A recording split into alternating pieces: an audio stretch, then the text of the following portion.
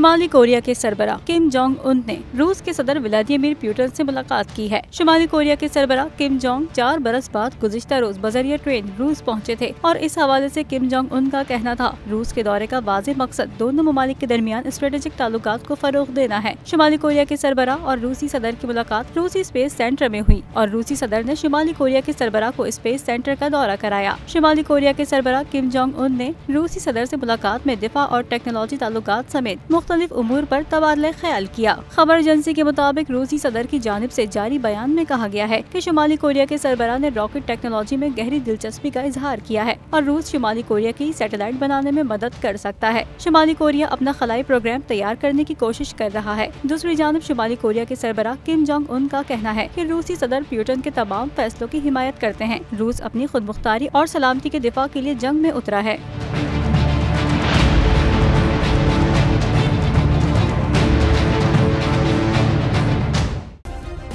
Subscribe करें और bell दबाएं ताकि कोई खबर रह न जाए।